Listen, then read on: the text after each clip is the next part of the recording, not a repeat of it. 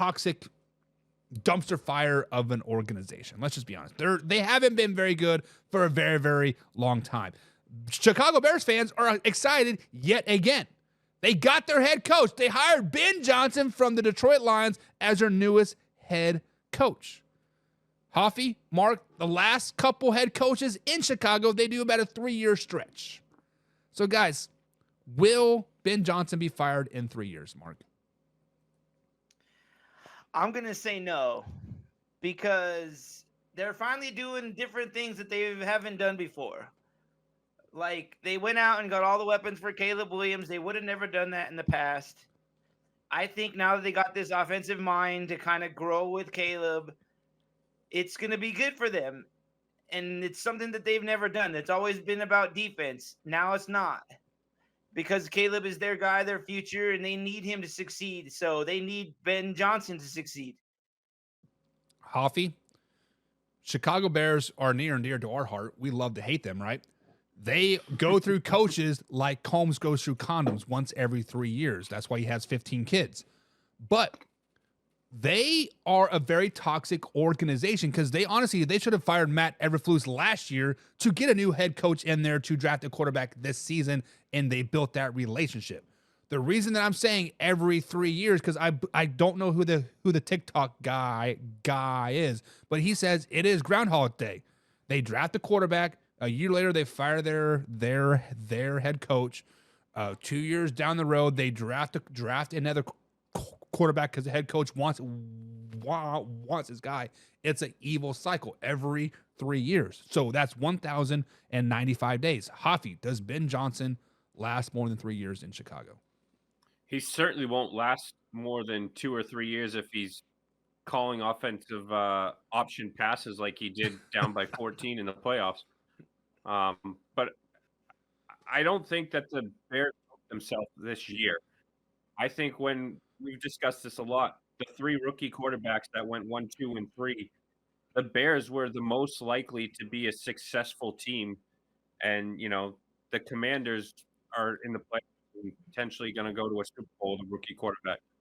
I don't think that the Bears are going to attract free agents, certainly not this year.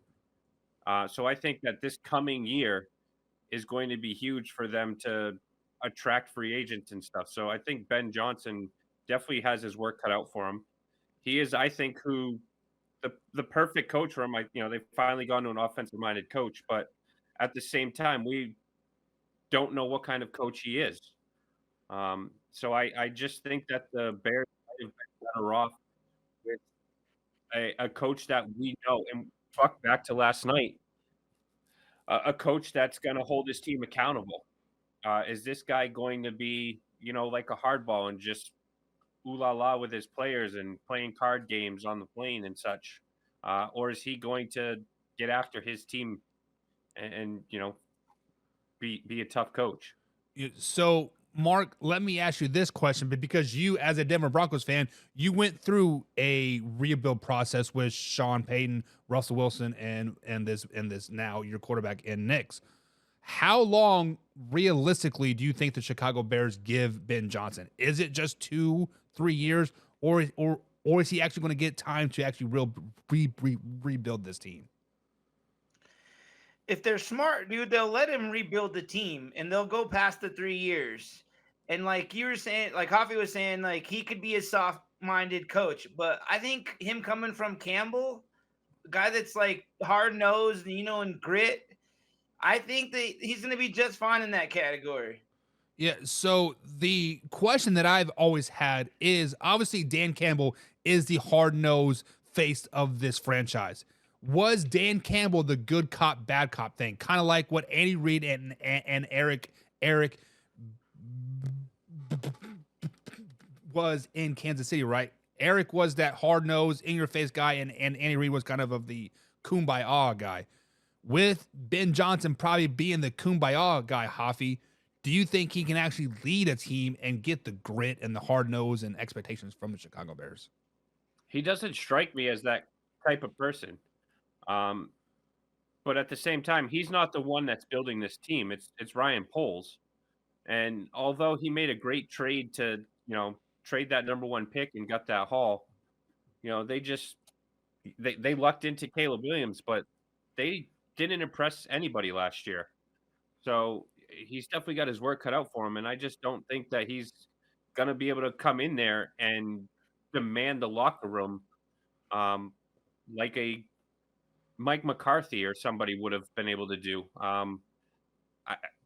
I like the guy. I wouldn't have minded him with the Patriots. I think that he's a great offensive-minded coach. I think he's going to be a great coach. But I think a lot of coaches fail in their first opportunity. So I could see him failing here in Chicago, and his second opportunity ends up being, a better fit for him. I mean, look at Josh McDaniels. Everybody thought that he was going to be this great coach. He was offensive-minded. He went to Denver, and Mark, how'd that turn out? That one. Yeah. So then he came back, and then he went to the Raiders, and same thing. So I mean, right. So in 3 years now, since he is the Patriots offensive coordinator now, he'll be in probably New York in 3 years, right? So, guys, let me ask you this question. Obviously, we have the offseason still, we have the draft, we have the schedule to come on still, but realistically, expectations.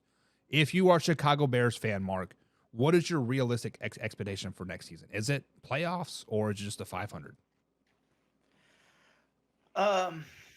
That's a tough question, but I think the one thing I do want to say about Ben Johnson is that it takes a lot of guts to take a head coaching job in your division. Yep. Yep. I guess part of it also is those teams really well, so you know what you could do against them. But I think it takes a lot of guts to do what he did. And I think if you just see Caleb Williams develop, kind of like Bo Nix, like I'm not saying he had a great season, but I mean, if you see the upscale, you see the ceiling rise, then yeah, I think it's going to be a good fit and a good year for them.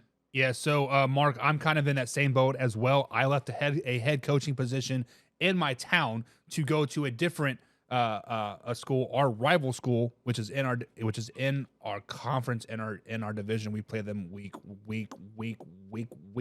one. But the reason why I made that decision because I'm familiar with these teams and it's easier to do. Hafi, what are your realistic expectations if you're a Chicago Bears fan? I mean, we talked about playoffs coming in this year, and they bombed.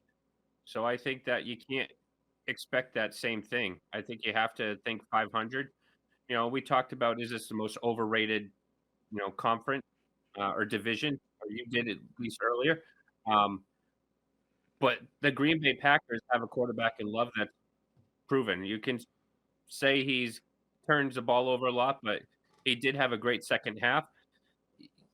Who knows what they're doing with Sam Darnold in Minnesota, but they were, the second best record in the NFC, and you still have Detroit. So he's got a tough task in front of him, staying in the NFC North.